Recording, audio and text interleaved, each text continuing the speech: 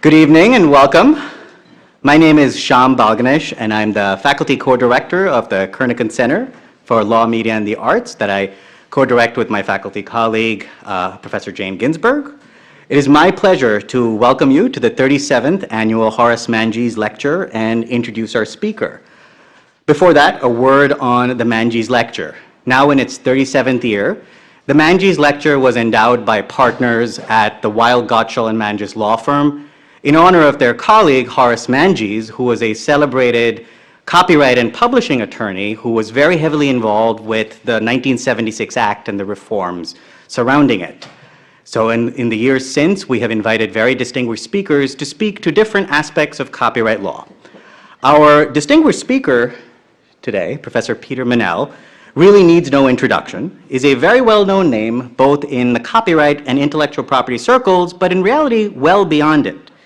He is the Court Professor of Law at the UC Berkeley School of Law, where he has taught since 1990, and co-founded, as faculty director, the Berkeley Center for Law and Technology. He's authored over 100 articles on different aspects of intellectual property and copyright law, and 15 books in the field, including, for all of my students here, the leading case books in the field that many of you will remember from your classes.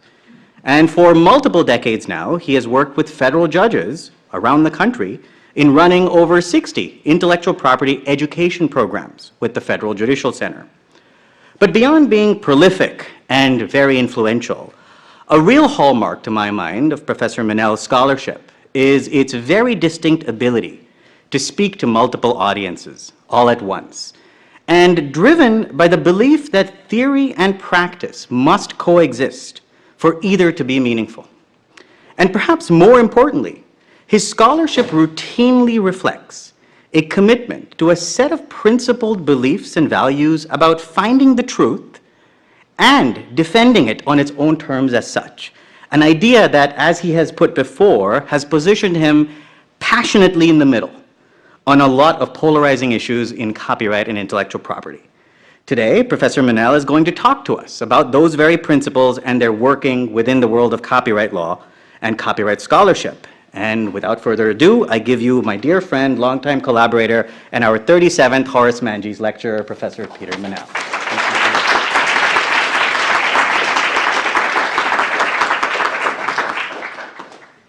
Well, I want to thank you, Jane, the Kernighan Center, for the opportunity to present this year's Horace S. Manges Lecture. This is one of the three major lectures in copyright: the Brace Lecture, the Nimmer Lecture, and this lecture. And I feel this kind of completes a journey that I never thought I could achieve. So I'm very pleased to be here. It's an especially great honor to follow in the footsteps of so many distinguished judges, policymakers, scholars, and practitioners. And I want to point out that Judge John O. Newman was the inaugural Manges lecturer. I had the good fortune to clerk for Judge Newman 4 decades ago, right here in New York. I'm particularly grateful to Judge Newman and my former colleague Bill Eskridge for helping me to develop a deep appreciation for statutory interpretation and the rule of law.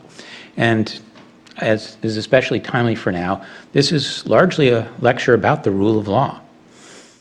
Now, I want to, just for those of you who don't live in the scholarly ivory tower, talk to you a little about how we see the world.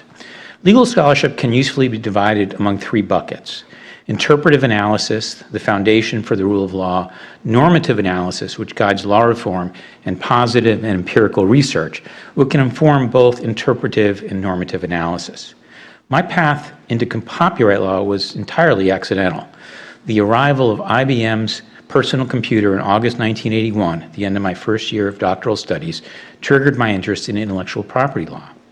I wanted to do mathematical notation for my desktop rather than on a mainframe, but the cost was prohibitive on my graduate student stipend. I knew from computer magazines that the component parts of the PC could be purchased for far less than the sticker price. Why could IBM charge such a premium? I was doing economics research, so this was a perfectly natural question. And that brought me into the study of intellectual property and copyright's confusing role in protecting software's expression, but not its function. That led me to write a normative paper for a seminar taught by then Judge Stephen Breyer during my third year of law school on how to tailor legal protection for computer software. The paper synthesized the traditional public goods analysis with the emerging economics literature on network effects to propose a sui generis form of protection. I followed up that project with an interpretive analysis on the application of copyright law to computer software. Little did I know David Nimmer was doing a very similar project, and our work ended up influencing the Second Circuit in the very important Altai case. Just as my academic career was getting underway, I was approached by Milt Wessel with an enticing opportunity. Milt was director of the Arizona State University Center for Law, Science, and Technology, which published the Geometrics Journal. Drawing on models used by the NIH for developing non-adversarial consensus conferences on medical technology and research, he proposed that I collaborate with two other professors writing about copyright protection for computer software. He called it the Last Frontier Conference. How could I resist? We invited a broad range of intellectual property scholars to spend 2 days exploring this terrain. The three of us worked late into the night to draft a report, which was discussed on day 2, and we vindicated Milt's vision. The result was a balanced, thoughtful consensus report that would later inform courts and policymakers. I was soon headed off to the University of California at Berkeley. Shortly after arriving in 1990, I had the idea for an independent, objective research and public policy center on law and technology. I led the effort to bring Professor Rob Murgis on board, and we launched the Berkeley Center for Law and Technology in 1994. Across the bay, another institution was getting started. Around that time, Grateful Dead lyricist John Perry Barlow, Lotus founder Mitch Kapor, and Sun Microsystems programmer John Gilmore were plotting to hack government and bring about an open society through the Electronic Frontier Foundation.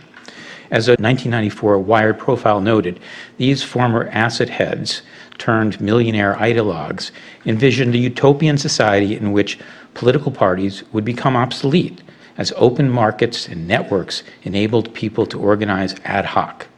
From its founding concern with government surveillance, EFF's mission soon grew to intellectual property. Barlow's 1994 essay, The Economy of Ideas, expanded their mission.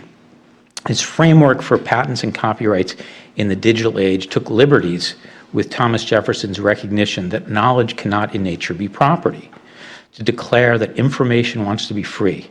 Drawing on the Grateful Dead's success, encouraging fans to distribute bootleg recordings to drive tour and merchandising revenue, Barlow questioned the need for copyright protection.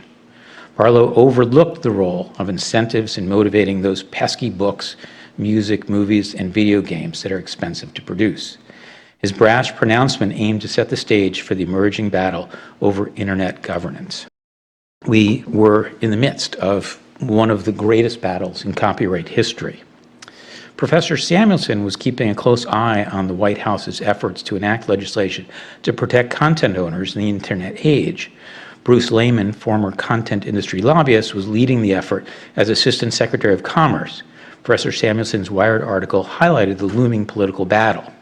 Around the same time, John Perry Barlow, again extrapolating liberally from Thomas Jefferson, issued a Declaration of the Independence of Cyberspace. He proclaimed cyberspace to be an open, borderless, free domain beyond the coercive powers of any government.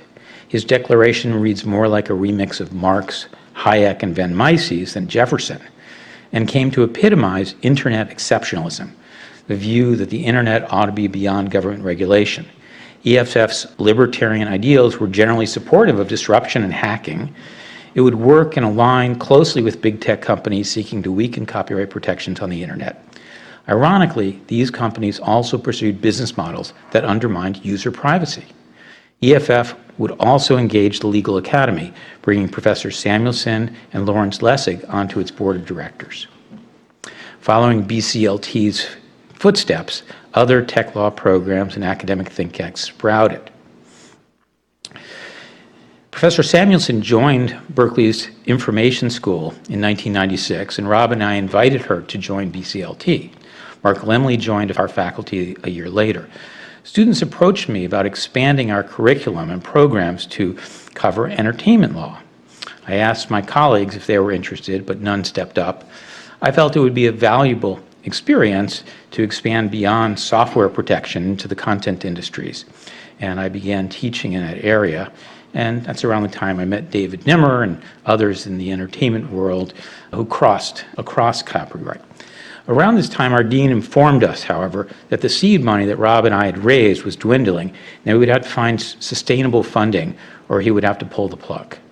Rob, Mark, and I supported continuing with BCLT, but Pam voted against it, noting that she would be funding a clinic. I agreed to be BCLT's executive director and developed a law firm sponsorship model that retained our independence. The timing was propitious as the dot-com boom was underway and law firms were desperate to get into the Bay Area IP scene.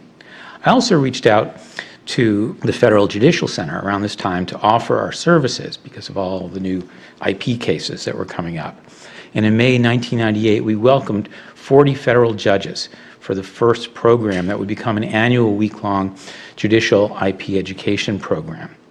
Judge LaValle has taught many years in the program as well. Things were also unfolding in Washington, and BCLT provided a neutral place for the different sides to meet and discuss IP and technology law policy. The Digital Millennium Copyright Act was the most ambitious piece of copyright legislation since the '76 Act. In an effort to encourage content companies to release their works online, Hollywood and the young ISP community reached a grand compromise, immunizing online service providers from liability in exchange for a right against the circumvention of technological protection measures. Both provisions had various exemptions, limitations, and safety valves.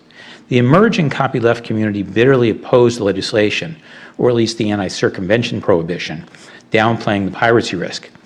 I was actually cautiously optimistic. My background in economics said that we needed to try to get over this impasse, and I was hopeful that this legislation could promote progress. Hollywood at that time was also pursuing some other objectives, and those would end up being important in this story. A bill extending the term of copyright for 20 years passed in the same year, following similar extensions in Europe. Professor Cardula led an effort to block that legislation.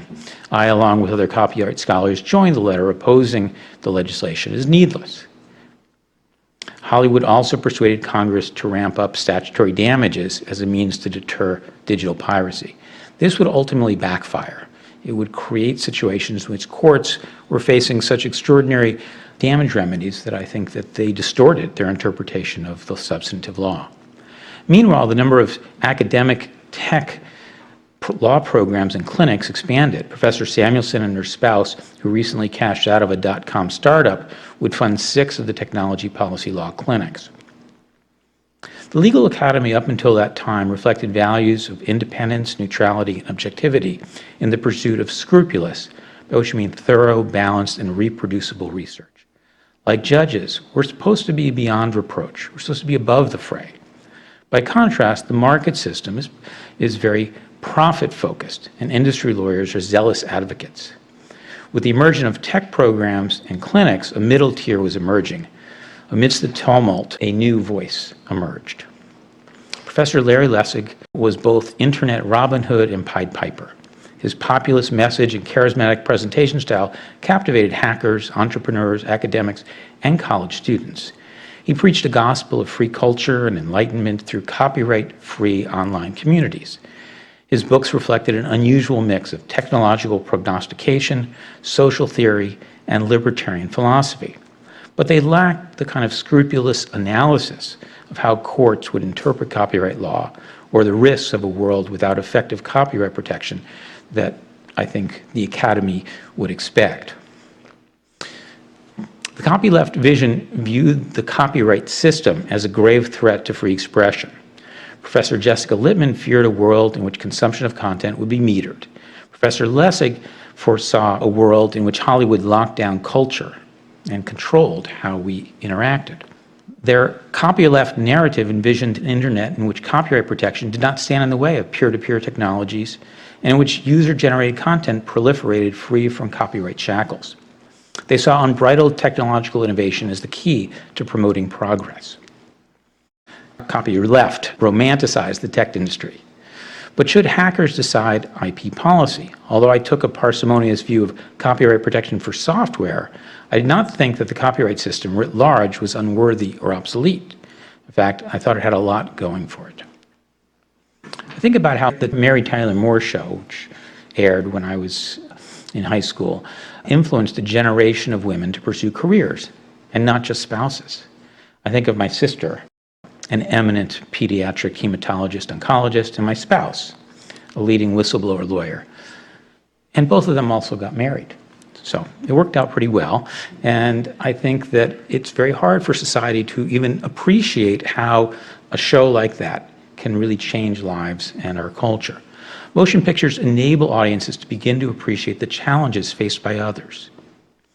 And they broke down other barriers, such as bringing the AIDS crisis to the attention of the general public. They enabled the gay community to come out of the closet, eventually emboldening a Catholic member of the U.S. Supreme Court to recognize the civil rights of gay Americans. So I saw a middle ground to the digital revolution. In my view, technology would best promote social welfare, cultural development, and creativity and innovation through competition with fair compensation.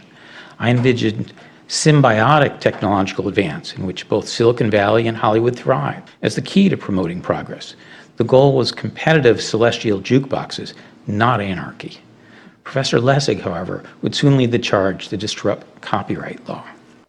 He proposed daring legal theories and clever slogans such as free as in speech, not free as in beer, and Free the Mouse, a mocking reference to Disney's copyright imprisonment of Mickey Mouse for another 20 years. He took on the representation of publisher Eric Eldred in an effort to overturn the Copyright Term Extension Act on the grounds that it violated the limited times clause of the U.S. Constitution and the First Amendment. His zealous advocacy contradicted his own academic writings. That seemed odd. Meanwhile, a cataclysmic technological event was about to unfold. With nary a concern for the professional musicians, Professor Lessig took his message of freedom to college campuses. And I kind of envy him. It'd be much easier to do slides like that.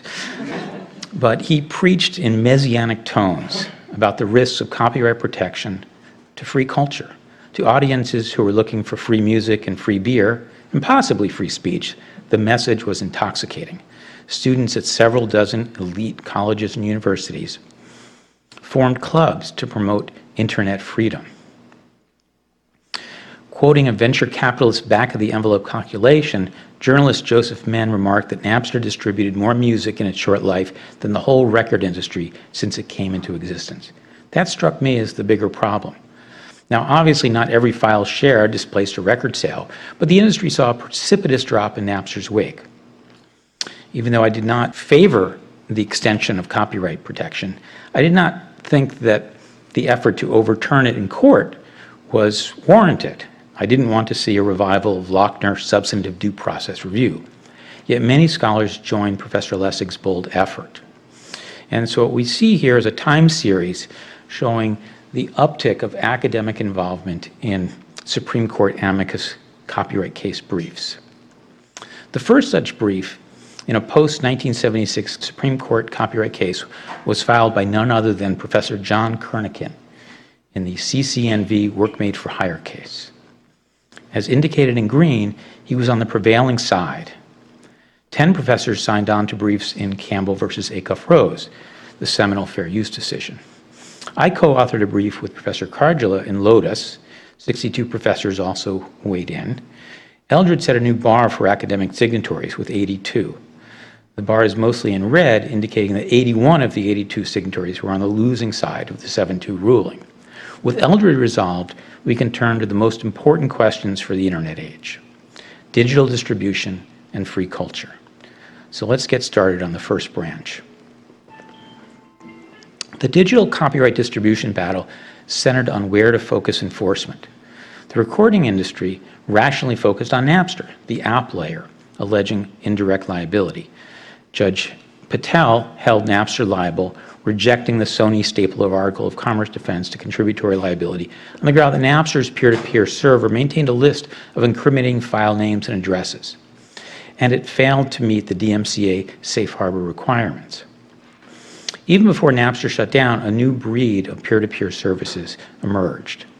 Unlike Napster, these services employed decentralized network architectures that avoided files or file names passing through company-managed servers. The software enabled users to search for files directly from other users. The RIA targeted these services, and as the battle was heating up, I was asked to moderate a panel at the Computers, Freedom, and Privacy Conference on file sharing. The panel asked why copyright owners were not suing end users. The panel included Fred von Lohman from EFF, who was representing Morpheus, one of the targeted second-generation services, Sarah Deutsch, vice president of a leading ISP, and Frank Hausman, representing a P2P startup developing an authorized content distribution platform. I, as well as the journalists in attendance, were surprised to hear EFF's perspective on suing end users. Fred said it was, quote, not such a radical idea to say piracy suits would be more appropriately aimed at consumers than the peer-to-peer services. He agreed with my concern that such suits would cause an enormous privacy invasion, but remarked, it's an invasion that is contemplated in the law. This struck me as hypocritical, but that's how a zealous advocate seeking to deflect attention from his peer-to-peer client might spin the issue. Academics, I don't think, should think that way. At least I don't. The Central District of California and the Ninth Circuit held that Morpheus and Grokster were immune from indirect copyright liability under the Sony Stable Article of Commerce Safe Harbor, and the recording industry felt that it had no choice but to start suing end users. And the EFF jumped at this opportunity for public relations. So they did a big fundraising campaign. And also, as regards the lost artists, they proposed voluntary contributions. When you clicked on that link, though, it took you to a donation page for EFF. The copyleft academic community was also quick to jump on the bandwagon. Professor Glyn Lunny was an early copyright undertaker. Professor Ray Koo saw this destruction as the natural application of Schumpeter's theory of creative destruction. He argued that exclusive rights to reproduce and distribute copies provide little, if any, incentive for music creation. The battle expanded soon to the DMCA. Soon after the motion picture and consumer electronics industry released the encrypted DVD format, a Norwegian teenager developed a software key to unlock DVDs. 2 months later, Eric Corley, the publisher of the Hacker Quarterly, posted the decryption code on his publication's website. The motion picture industry sued, and EFF and the Copyleft Academy came to Corley's defense.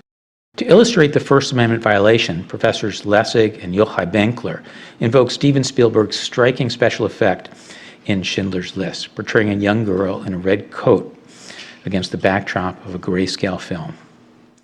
Imagine a 10-year-old girl doing her homework on the history of the Holocaust. She includes in her multimedia paper a clip from Schindler's List in which the little girl in red walks through the pandemonium of a deportation. She superimposes her own face over that girl in the film. The paper is entitled, My Grandmother. The example was moving, but overlooked the wider societal canvas that led Congress to implement the anti-circumvention trafficking prohibitions. Schindler's List was a cinematic masterpiece that memorably conveyed the horrors of the Holocaust to new generations. Such films require tremendous effort to script, finance, produce, market, and distribute. Congress confronted the trade-off between affording access and establishing a bright-line rule that would block unauthorized access by legions of film fans. Accordingly, the Second Circuit, in an opinion written by Judge Newman, rejected what it characterized as the defendant's extravagant claim that the DMCA unconstitutionally eliminates fair use.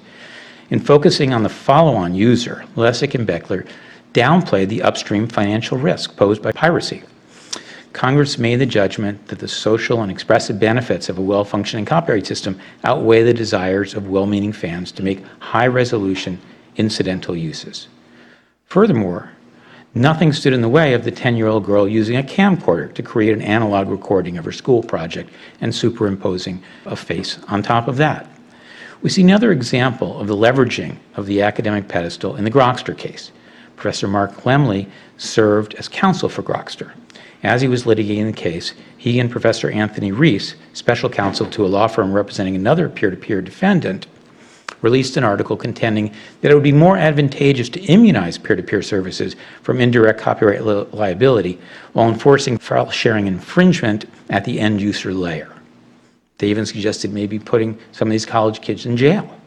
Their disclaimer strains credulity in stating that their views do not represent the positions of their clients. The article shows no recognition of the least cost avoider principle. Around the same time, an empirical study emerged with the startling conclusion that the 30% drop in record sales since Napster's arrival had nothing to do with file sharing. The regression model purported to control for unobserved factors by including German school vacation periods as an instrumental variable based on the assumption that German high school students who are in the prime file sharing demographic have more time to engage in file sharing during vacation periods, thereby making more downloadable supply available to U.S. users. Professor Stan Leibowitz questioned the study on numerous grounds, including that the study overlooked that German school holidays are staggered to avoid overcrowding at the ski slopes. He requested access to the data to conduct a replication study, but the study authors declined. Numerous other empirical studies found that file sharing was responsible for the decline in record sales. Nonetheless, numerous copyleft scholars proclaimed that file sharing had no effect on record sales. I had long struggled to understand how the Supreme Court came to engraft patent law's statutory staple article of commerce doctrine into copyright law. When the Supreme Court granted review of the Grobster case, I decided to investigate. Given the comprehensive reform of the 1976 Copyright Act, the result of nearly 2 decades of deliberation, it was astonishing to me that a majority of the Supreme Court thought that the Copyright Act was silent on indirect liability. And although both patent and copyright law emanate from the same constitutional authorization, the risk of viral infringement in the patent system is limited to a particular article of commerce, whereby a single peer-to-peer service threatened all copyrighted works, music, books, movies. Professor Harold Koh's oral history with Justice Blackmun confirmed my concern. The justices were all pretty ignorant, according to Justice Blackmun, about copyright law at the time that the Sony case arose. Drawing on Judge Newman's lessons, I embarked on the journey.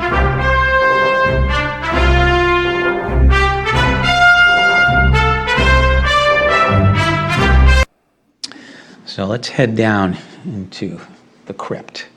Delving into the briefs, 16 volumes of the 1976 Act legislative history, academic scholarship, and the Blackmun and Marshall papers, which became available, I saw that the lawyers for the parties and the amici and the Supreme Court justices and clerks, I had access to the bench memos, had entirely missed the pertinent materials where the drafters of the 76 Act addressed indirect liability. Section 106 provided clear statutory authority for indirect liability through the phrase, to authorize. Moreover, the legislative history contained an extensive study of indirect liability, but it was under an antiquated term, liability of innocent infringers. No one found it. Moreover, the legislative history made clear that Congress intended courts to draw from tort law in developing liability doctrines. While it's true that patent liability also derives from tort law, it's by no means proper to import language from a prior statute in a later enactment. And as noted, the risks to the copyright system from peer-to-peer technology had no analog in the patent field. I decided to prepare a brief exploring these discoveries. David Nimmer and a few other colleagues joined, and 2 weeks later, the Grokster briefs came in. And they came out in force. There were 129 signatories on the side of Grokster. And of course, Professor Lemley, along with EFF, filed the respondent's brief. And in that brief, they pushed the sue the end user theory as well as the peer-to-peer causes no harm theory, omitting any reference to the large body of literature concluding otherwise. This highlighted the problems of academics wearing both scholar and zealous advocate hats. The Supreme Court reversed in a confusing opinion. It largely sidestepped the contributory liability issue by ruling that inducement liability applied. On remand, the district court found that Morpheus had induced infringement, did not reach whether there is substantial non-infringing use.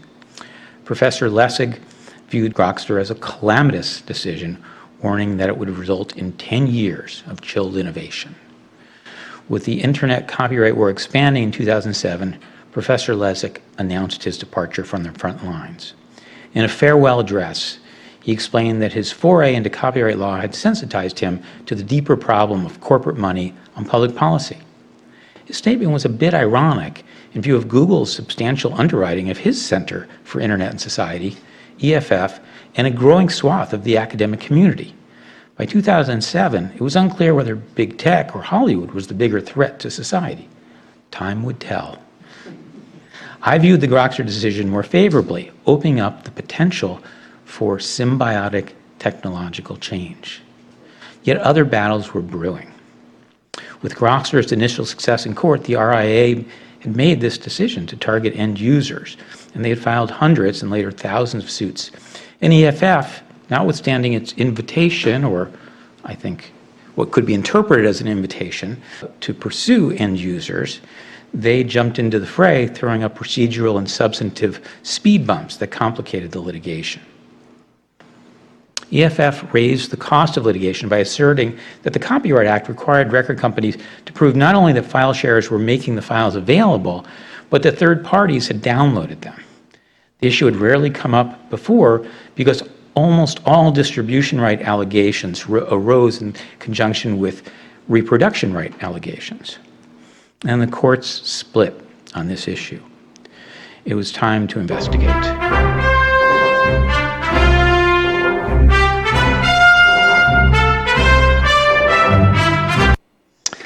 So back into the time tunnel, and what we see is that the predecessor Copyright Act spoke of rights to publish and vend.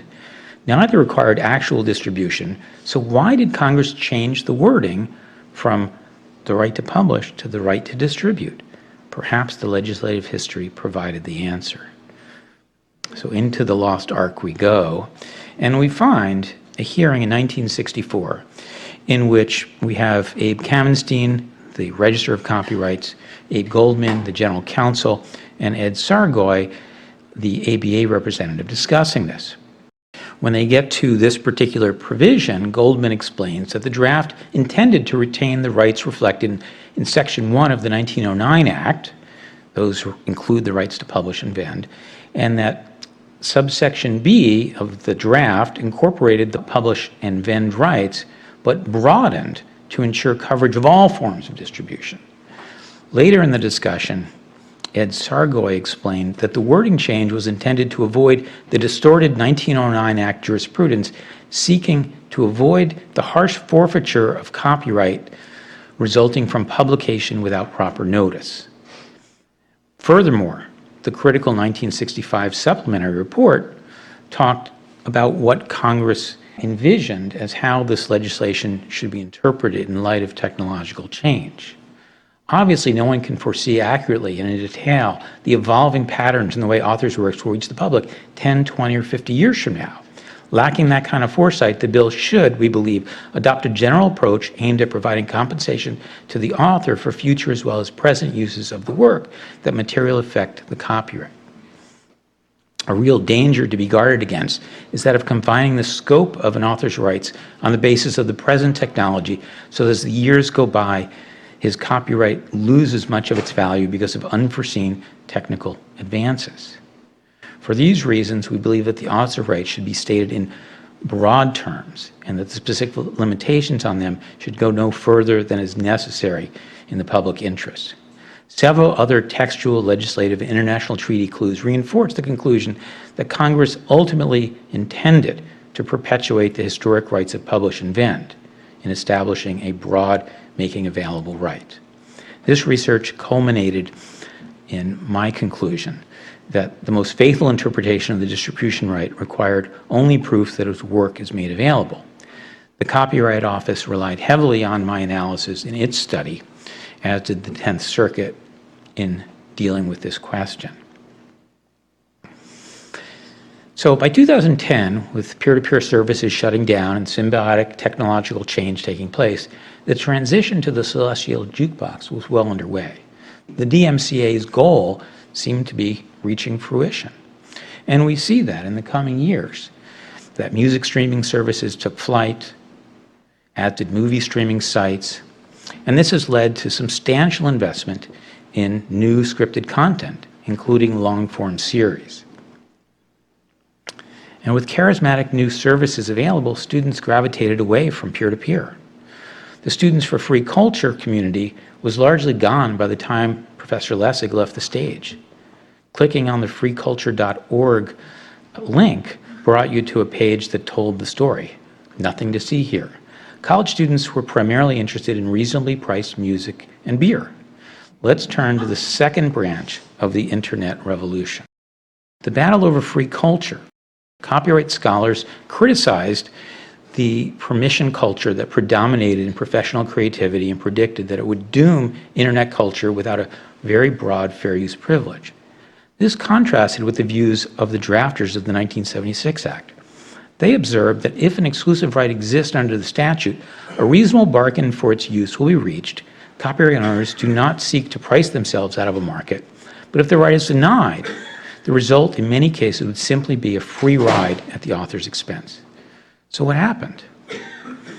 As peer-to-peer services were taken down, licensing and symbiotic technologies emerged. Competition and institutional innovation followed. Of perhaps greatest importance for user-generated content, most content companies, including owners of the most substantial popular works, implemented permissive copyright enforcement policies, which Professor Tim Wu called tolerated use. As Rebecca Tischnet recognized in her 1997 article, fan fiction keeps its consumers excited about the official shows, receptive to other merchandise, and loyal to their beloved characters. So one might say that even the Grateful Dead ethics seemed to be working out in a way that supported copyright industries and users. And we see that with one of my favorite characters. On Pinterest, you're free to have fun with Indiana Jones. Copyright owners developed informal and formal policies to tolerate and even encourage fan activities, although most copyright owners drew a bright line at commercialization. Thus, Lucasfilm did not tolerate the sale of T-shirts, lightsabers, and stormtrooper costumes. Warner Brothers tolerated an online Harry Potter encyclopedia, but blocked sales of a physical book covering the same terrain. And even Google eventually saw the virtues of collaborating with professional production enterprises. It has evolved from resisting licensing to seeking to seed new shows to embracing of licensing. Coming full circle, Google began distributing content from other media companies through its YouTube app and Google TV service. Other institutions, including one founded by Professor Lessig, Creative Commons, have further supported free culture. As in any area, however, there are going to be outliers.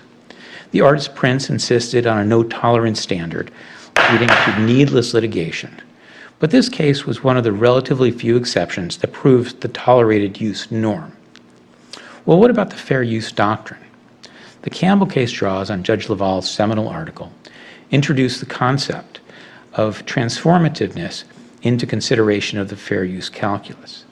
Several subsequent cases, however, have boiled the fair use doctrine down to a subjective judgment on whether a follow-on work simply added something new with a further purpose or different character.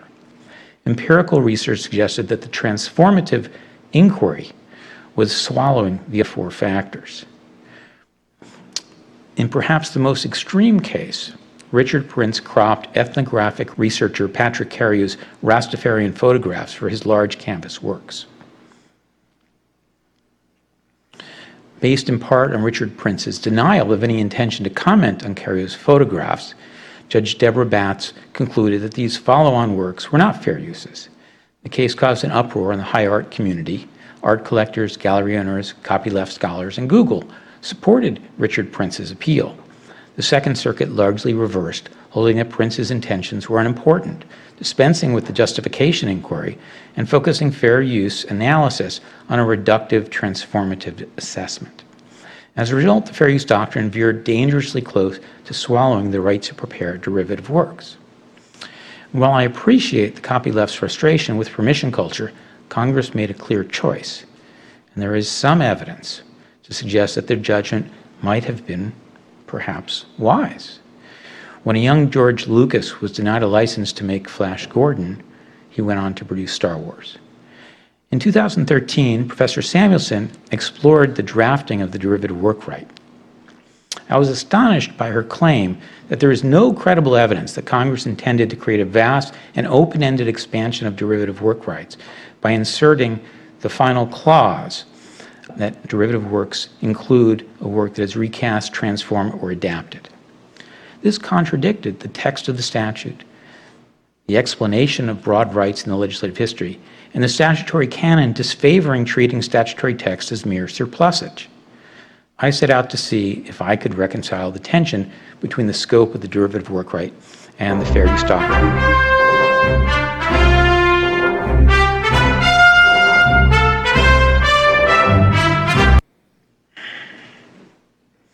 So going back through the time tunnel, what we see is Alan Latman's study number 14 from 1958, in which he identified the principal context in which courts had recognized fair use. The Register in 1961 recommended the statute should include a provision indicating the scope of fair use. The 63 draft incorporated the four factors now reflected in the case law, and the 1964 draft added the preamble examples. In the final pieces of legislative history, we have the supplementary report warning against an overbroad scope. We're entirely sympathetic with the aims of nonprofit users, such as teachers, librarians, and educational broadcasters who seek to advance learning and culture by bringing works to students, scholars, and the general public, but we believe the day is past when any particular use of works should be exempted for the sole reason that it is not for profit. And then the final House report tells us that Section 107 is intended to restate the present judicial doctrine of fair use, not to change, narrow, or enlarge it in any way. The scope of fair use would be tested in a case involving the remixing of two iconic works. Dr. Seuss's perennial bestseller, Oh, the Places You'll Go, a graduation season favorite, and Star Trek. The defendants made no bones about their commercial intentions in slavishly adapting artwork from Dr. Seuss in creating their STEM-focused graduation gift. They even planned to sell mugs, t-shirts, and posters. The district judge held that Comic Mix's work was fair use.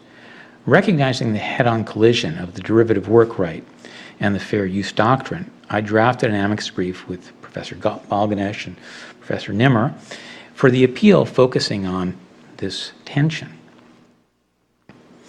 Professors Lemley, Littman, Lauren, Samuelson, and Tushnet, as well as a brief from EFF, the Organization for Transformative Works and Public Knowledge, joined the fray. The Ninth Circuit ruled decisively against the fair use finding, quoting directly from our brief for the proposition that the unrestricted and widespread conduct of the sort Comic Mix is engaged in could result in anyone being able to produce without Seuss's permission, Oh, the Places Yoda will go, Oh, the Places You'll Pokemon go, Oh, the Places You'll yada yada yada, and countless other mashups. Permitting such use could, quote, create incentives to pirate intellectual property and disincentivize the creation of illustrated books, undermining the goal of copyright to promote progress. The Supreme Court declined to grant cert, but another case would soon unfold. I presume this crowd is familiar with the backstory of the Warhol case.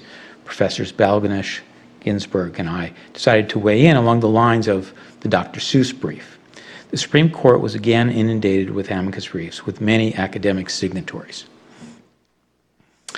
And what we see here is the Supreme Court reaching another 7-2 decision. The copyleft faction had ample opportunity. I'm also glad to say that Professor Matima weighed in a brief representing the views of social justice scholars. Justice Sotomayor's 7-2 majority opinion paralleled our analysis, restoring the fair use doctrine and rejecting the simplistic approach reflected in Cariou. So let's take stock of the state of academic scholarship and values. How have these scholarship modes held up? Let's see how academics are doing in interpretive analysis by examining the alignment of academic briefs with Supreme Court decisions. The first chart measures the success rate of the most active copyright scholars. So I'm not going to read all of them out, but you can see I've used some color coding to indicate success rates. And I'll say that the tally is based on outcome, not reasoning, although the Supreme Court's reasoning aligned closely with several of the briefs that I was involved with. What if we remove the software cases, which are really a separate kettle of fish, and one in which my views align with copyleft scholars? Well, when you eliminate those, everyone falls below what I would call the median line here. Mark Lemley is at 0%.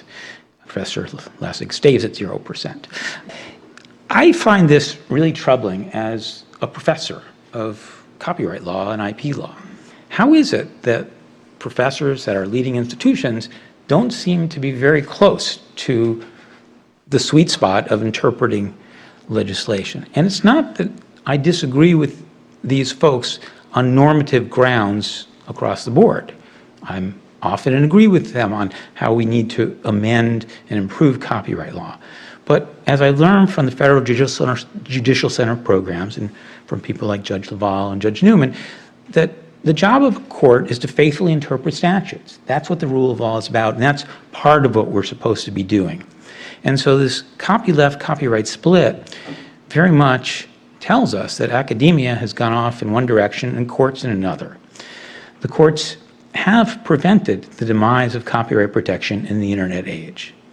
Furthermore, we've seen the triumph of licensing and symbiotic technological change. As regards normative analysis, I would say the celestial jukebox has prevailed, and that's a good thing. The DMCA has proved to be a relatively balanced solution to the internet copyright dilemma. On the positive/empirical front, copyleft's technological prognostications have not panned out at all. Peer-to-peer services did not prove to be vital or essential, and site blocking did not break the internet. And copyleft's empirical research has also been discredited. As one example, the scandal over the no-effect article by Oberholzer, G. and Strumpf contributed to the Journal of Political Economy's decision to require the release of data for empirical articles. But it did not apply the rule retroactively, so we still don't yet have that data. But we do have a lot of other data. A lot of scholars have been looking at this question, and it's overwhelming and pretty darn intuitive that file sharing would lead to a fairly substantial adverse effect on the sale of works. Now, when I was in New York at Fordham down the street 12 years ago giving the Brace lecture, I had to talk about the unfortunate drop in what I called, in my own estimation, copyright's public approval rating. The battle over SOPA had just happened. Things were kind of sad. But I'm pleased to say that I think, thanks to the charismatic services that we all enjoy most nights, and podcasts, and all the other great things, that copyright, I don't think, is nearly as hated as it once was, at least among my students. I don't sense that they're so up in arms. But I wouldn't say that the issue is completely resolved. So coming back to copyright scholarship, this is where I really conclude on the devolution. I think that interpretive scholarship is a dead letter among most copyright academicians. They do not think works like the work that I've done in my Berkeley Jones alter ego is really important. Their doctrinal research is usually writing a treatise, but on behalf of a client. On the positive empirical stuff, we've seen that their prediction in quantitative research is not really you can't really replicate it. And on the normative front, I just think the celestial jukebox was the answer. We've come up with a much better system by not following their advice. So what's going on?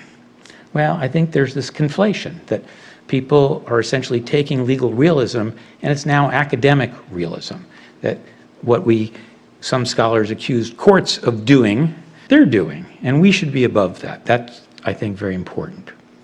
So Judge Posner, never shy to give his views, purported to characterize how judges think, and I will offer my own modest views about how copyright scholars think. My own anthropological observations. And so I come back to this opening slide and I say, sadly, the values of independence, neutrality, objectivity, and scrupulous research left the ivory tower with the passage of the Copyright Term Extension Act and the DMCA. What I see and what the paper that will follow from this talk and a book that I'm finishing is that we live in a world that I would characterize as the academic NGO industrial complex. Google seduced academia and the NGO community, and I get it. Who didn't love a breakthrough free search engine released by a company funded by angel investors with a "don't be evil" mantra?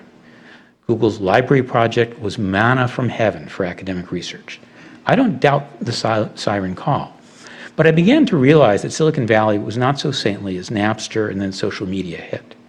Professors Lessig and Samuelson joined EFF's board. Professor Lemley, his several law firms have become some of Google's main law firms in these copyright battles. And EFF's attorneys moved seamlessly within the big tech swamp. Once Google went public, the company's focus shifted in multiple directions, some good, some mercenary. Wall Street is a demanding taskmaster. And if you have any doubt, watch the BBC's documentary, Secrets of Silicon Valley, especially episode 2, which explains how Cambridge Analytica, in conjunction with Facebook, YouTube, and Twitter, helped Donald Trump selectively suppress votes in 2016. And read also Kara Swisher's chilling account of tech bro culture in Burn Book. Sadly, much of the academic and NGO community has been in denial of the reach of surveillance capitalism. Even those who write about privacy appear to have blind spots. The First Amendment loincloth has worn thin. Big tech is the unclothed emperor. But acknowledging and correcting error is uncomfortable, especially with academic egos, I have one, and copyleft's reliance on big tech. I'm not saying that universities should not collaborate with industry. Scientific research funding can and does advance science. Although, as we know from research funded by tobacco and sugar industries, it can also skew public policy. It's clear, however, that academic research and advocacy funding is more in the nature of lobbying. And let's face it, the cost of buying up academia is less than what Google spends on lattes. Academia, like journalism and the judiciary, should be concerned with actual conflicts as well as appearances of conflict. The problem is reflected in what Allison Orr-Larson and Neil Devins describe as the amicus machine. I witnessed the machine firsthand in the Oracle-Google case. I was once again welcomed into the Cool Club because with the Last Frontier Conference, I took a parsimonious view of copyright protection of computer software. The 10 NGO and academic amicus briefs coordinated on behalf of Google led Chief Justice Roberts to request that the Judicial Conference consider revising the appellate conflict of interest disclosure rules, a battle that is currently playing out. Not surprisingly, big tech vehemently opposes the proposed revisions, of course, on First Amendment grounds. The Tech Transparency Project documents hundreds of academic grants by big tech to academia. I'll say that the project is not perfect. They list 2 grants to me, which never came to me, but did go to my co-author. Google's legal staff moves seamlessly into and out of academic circles. It's ironic that a legal movement begun out of concern for internet privacy was co-opted by corporate privacy invaders who have now joined forces with the government. The legal academy doesn't want to bite the hand that feeds it. Copyleft's alignment problems run deeper. The problems are institutional, baked into the elite hierarchy and life tenure system. Even as courts have largely rejected copylefts and treaties, and the public has moved on from file sharing and adapted to norms of tolerated use, the copyleft's movement strength has only grown within the legal academy. I dare say that it would be nearly impossible for a copy middle scholar to gain employment in the elite academy today. This is reinforced by the law reviews, which rely upon elite faculty for peer review, including me, but also people who I don't think are really focused on what academic values are. And in any case, these students are well indoctrinated in this ideology. And especially for aspiring younger scholars, they appreciate what's going on. They know that lateral and upward mobility depends on adherence to copyleft ideology. Interest in faithful application of the rule of law appears to be making a comeback, although it's sad that it took an oligarchic autocracy to bring that about. That's what I have.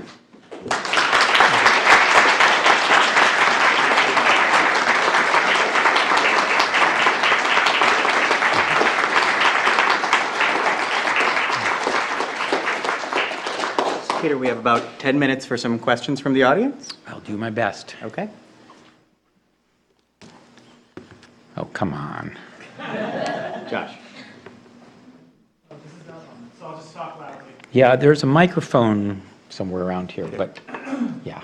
But So in your talk, you're talking about how a lot of the academic community is taking the copyleft approach and looking at the success rates. And so as a result, you're sort of comparing them to copyright owners in all of these cases because they're always on the other side of it. And I guess my question is part of the reason that copyright owners seem to be doing better than the copyleft is that they're not doctrinally always on one side of the issue? In other words, copyleft scholars are always going to take the least copyright protective approach, whereas if you're a studio, sometimes you want to protect your content, sometimes you want to make fair use of other people's content. So you have to have a more consistent approach, a more down the middle approach that might be more attractive to judges who are trying to figure out a rule that will apply to everyone. well, let me say my focus has really been on the academics. And I believe that there is what I call a copy middle. And if you look at my success rate, it's because I'm trying to do what I think judges are interested in learning, which is what did Congress intend, what's really going on in this doctrinal area. And I've filed briefs on behalf of both parties. I've been on the opposite side of a case you were involved with, which I know your colleague was not thrilled about. And so I just think that that's what the Academy's brand is. Now, obviously, Hollywood, publishing industry, they're gonna fight to win their cases. And what I've seen is they'll often not try to educate the court.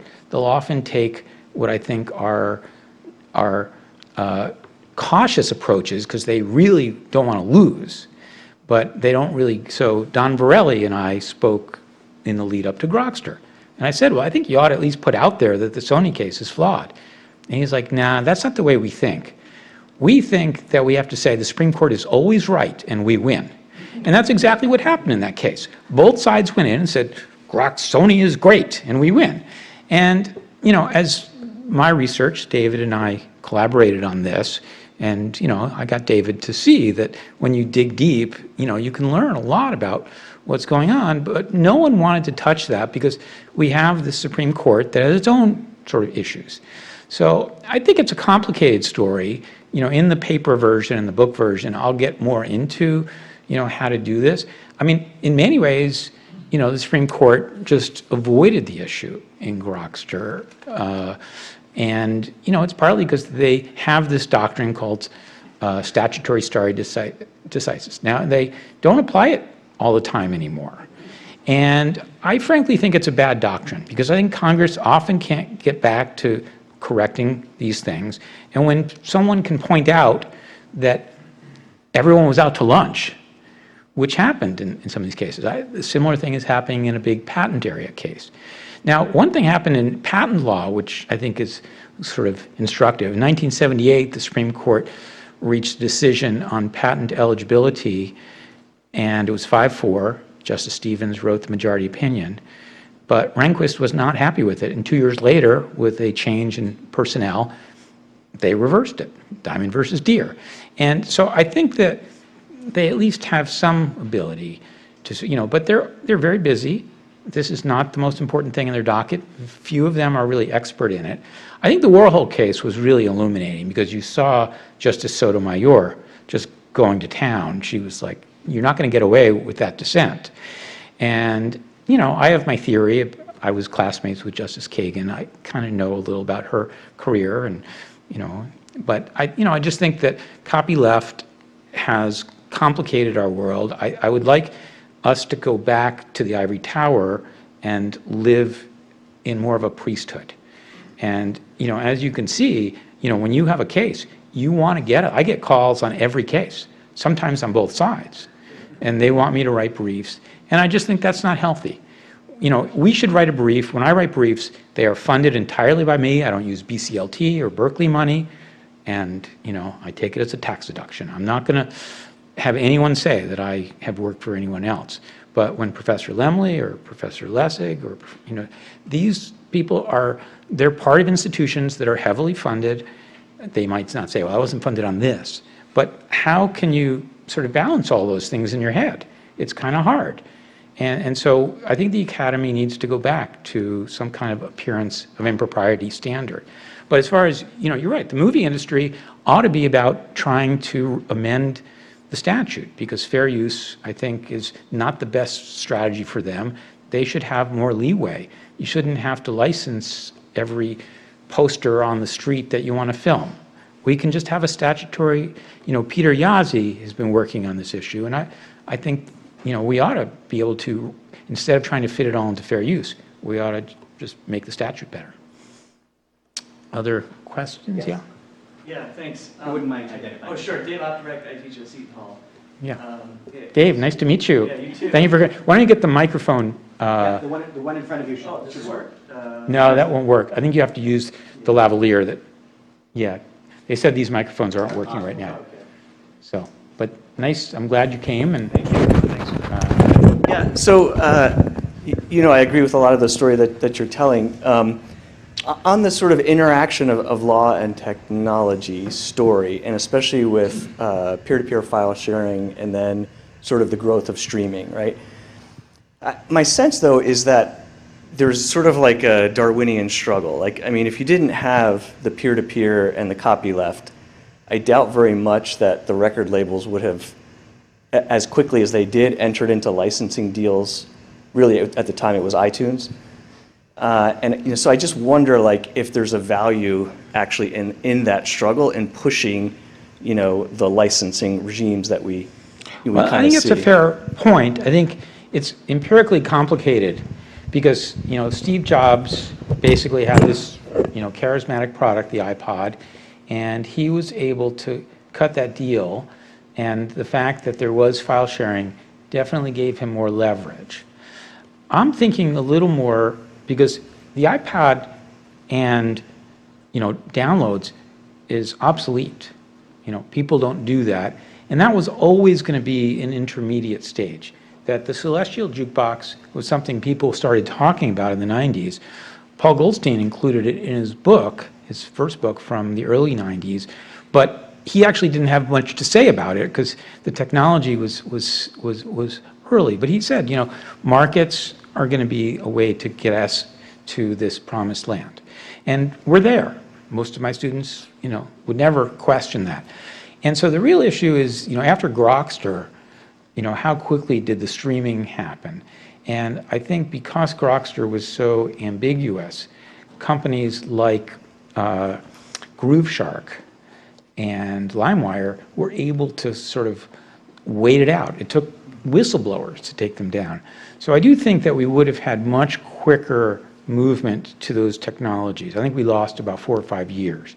But I do think that it is an ecosystem, and but I also think that everyone was worried about the Sony rootkit, but I think once we got to a point where we realized that people were not going to be, it was too inefficient to be sort of pirating, that the industry moved relatively quickly. But it's an entirely fair and important point. I wouldn't deny that there was this interaction, but I also think that having clarity on file sharing early on would have helped. One more question. Okay. Last question. Okay. That's not going to work.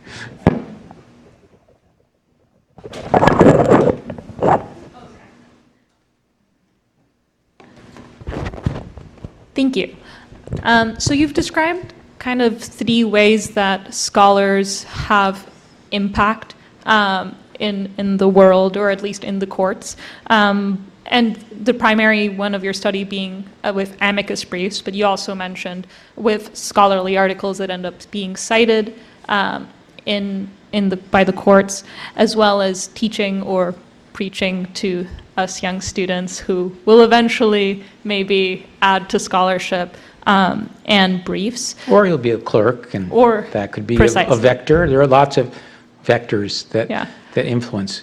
But given that I think a lot of the law clerks have come from places where they would have received a copyleft perspective, it's interesting, how the cases have come down because they have not. I'm curious if, in your breakdown, if you've been able to see it all. I imagine that the amount of scholars that end up filing briefs is a subset of those who are publishing articles, and if there's any difference between the success rates of those who end up cited between the copyleft and copy middle or copyright between amicus briefs and just law review journals. So I think what gets cited in at least some of these cases is backfill.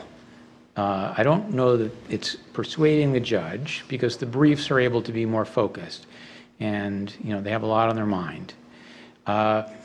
When you look at the data, and there are 2,000 data points in this study of academic signatories, and what you find is that there's this herding effect. There are only a few people filing the briefs. I am unusual, and Sham and David, we're unusual. We don't advertise. We're not going out on listservs saying, join our briefs. The opposite. Because I don't really want to get into a big negotiation. I've done my work. I want to, and I trust the people I'm working with, Jane. I think we can do that work. What happens on these sort of mass amicus briefs is that it's a herd effect. And, they're having 60 and 70 people sign on. I don't think they're reading the brief very carefully. I just think it's their way of signaling, I'm with you. I'm part of the team. Invite me to your conference. There is a very complex social dynamic, and I can speak to that because I was part of it. In my early career, I was a cool kid. People loved that I was skeptical of copyright. I wasn't skeptical. I was skeptical of software copyright. And as soon as things divided, I don't find any of this persuasive. Partly, as an economist, I'm thinking systemically, and when Larry Lessig has his big sort of theory of code, I'm like, that's a pretty naive theory of code. You don't really understand markets and institutions, and Professor Mergis, my colleague, who's been on our Grokster brief, he talks about how when you have clear property rights, you tend to get things like ASCAP and BMI and different institutions. And, I think what's happened on, the user-generated content front is really fascinating. I got to know the general counsel of Lucasfilm around that time. And I was an expert for them in one of the enforcement cases involving the stormtrooper outfits. And, he was getting pilloried because, was Lucasfilm, because they were the most successful character product at that time when this hit. And one of the worst days of his life, he was supposed to come to my house for dinner on the day a Star Wars movie was being released, and it leaked. And he was like, can't make it. This is like all hands on deck. So, they were very pragmatic. They were like, how can we work with fans? And they ultimately did. Like you saw the Pinterest site, like everyone said. So I just think Lessig was not really understanding his own theory in that, in fact, there's a lot of pragmatism. Hollywood is about trying to, pump up things, not trying to close things down, but they are very interested in the t-shirt revenue. On that note, please join me in thanking Peter for a wonderful